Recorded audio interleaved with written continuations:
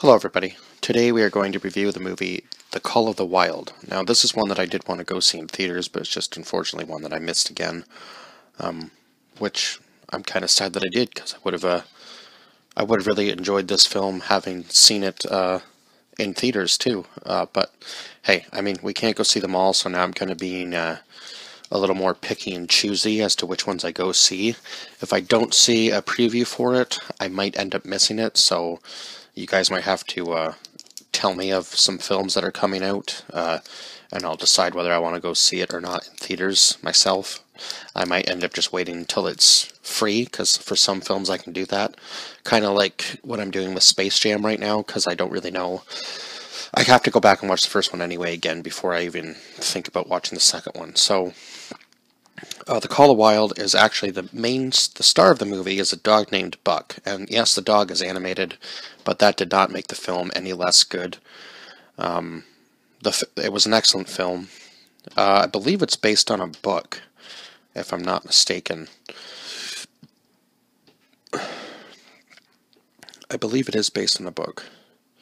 It was during the time of the Yukon Gold Rush. Now, don't tell me, I have no idea, I can't remember what years those were, but it's not really, I suppose, completely important to the story. So, Buck is living a pretty lavish life at the beginning of the movie, I would say, with his first owners, that's for sure. And then he gets captured by, I don't know who, somebody who obviously wants to take him away. They see him as I guess, prize dog who's going to bring in a lot of money, so they're just selling him to the highest bidder, and he ends up getting shipped way up north to Alaska, which is the trail to the Yukon, and he meets this guy named John Thornton, who, unfortunately, his story is about as sad as Buck's, because Buck has gone through so much on his adventure, and John has gone through quite a bit of turmoil in his life. That's the word I was looking for. He lost his son, I guess, when his son was really young. Unfortunately, his son passed away, and then I guess that kind of put a rift between him and his wife, and he just couldn't find... He wrote a note to her saying that I guess the silence was becoming too much, and he wished he'd found the words to say before the silence led him away from his wife after their son's death. So that was a little bit sad, but he does meet Buck. The first time they meet is when Buck is being led into the sled team led by Perot and his... I don't know whether... was it his wife or just the girl that he worked with? Anyway, her name was Francois, I guess, is how you pronounce it. And Perot was played by Omar Sy, and Francois. Francois was played by Kara G.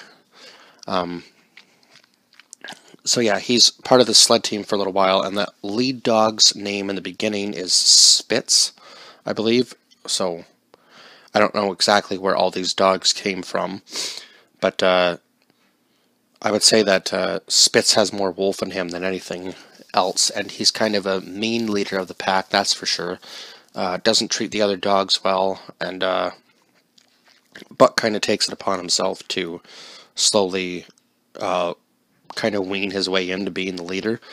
And then Spitz ends up walking away from the rest of the dogs after Buck takes him on one night, and they're looking for Spitz again, but then Buck is persistent about being the leader of the group, and Perot tries to tell him no, but Buck takes it on anyway after all the other dogs refuse to lead the pack, so they use Buck as a leader for as long as they can, and then Perot gets a letter in the mail saying that his dog sled team is done. They no longer need to deliver mail that way. There's other ways to do it now, so Buck is left alone again without anybody to take care of him, because he's kind of used to that, having some, like a master, I guess. because clearly he came from that sort of lifestyle, right? So he's not used to being a true leader of anything without having some sort of authority above him even. So he gets bought by this guy named Hal, I believe, was the... Yeah, must have been. Yes, it was.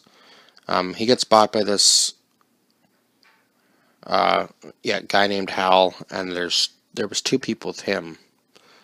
I can't remember. I think it was Charles and Mercedes were the other two girls. Were the other two people, other two girls. I think.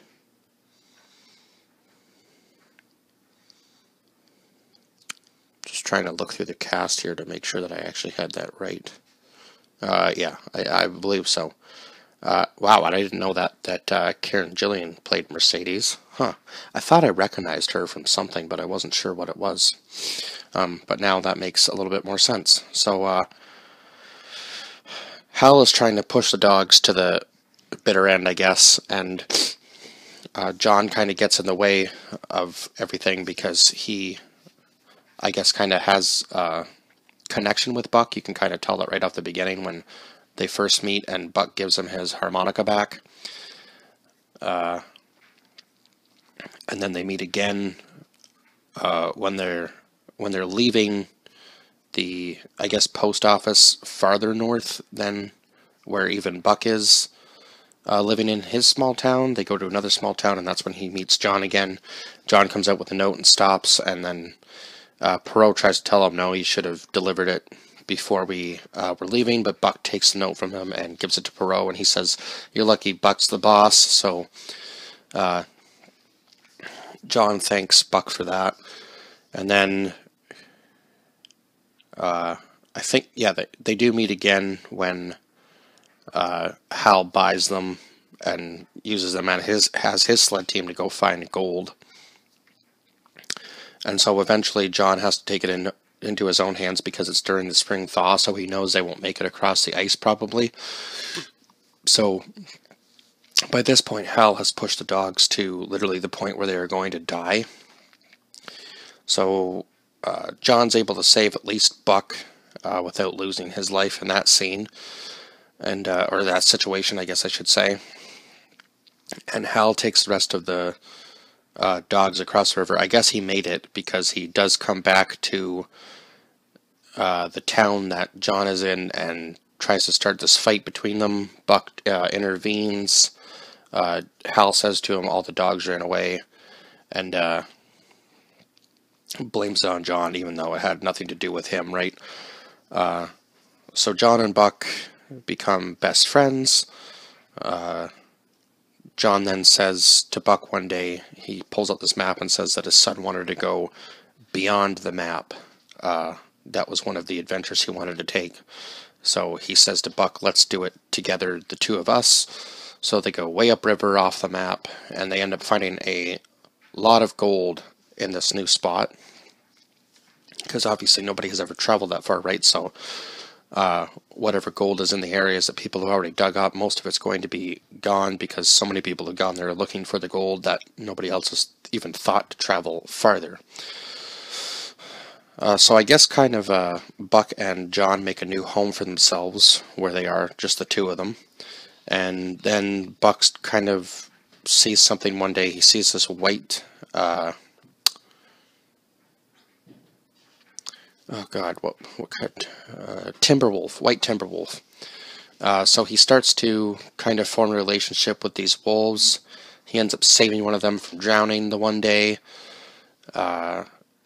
And as time goes on, John kind of sees this, that Buck is being called into the wild. So now he's kind of found, he knows that Buck has found a home for himself. And now John wants to go and return home. Unfortunately, Hal does end up catching up with them and shoots John in the, I don't know whether it was like the lower stomach area or what. But anyway, I believe John ends up passing away with Buck by his side. And obviously Hal gets thrown into the house that or the little hut that they were in that was ended up getting lit on fire because when when John goes to check outside because he hears something, he gets shot at and drops the lantern and it lights the little cabin on fire. So Buck throws Hal into that, and then the house collapses on top of him. So you know Hal died for sure. So then Buck actually ends up forming a serious relationship with one of the dire wolves. What did I want to say? Dire wolves, timber wolves.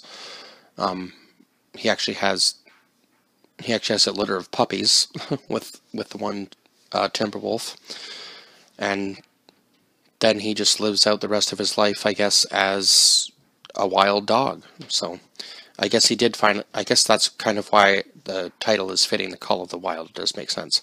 And I believe I said this at the beginning, but I do believe it is based on a book. And so not only did Harrison Ford act in this movie, and oh my God, that guy's still in like incredible shape for being. I think he's in his 80s now. Yeah, 1942. Let's actually do the math on that. Whoops, that's not right.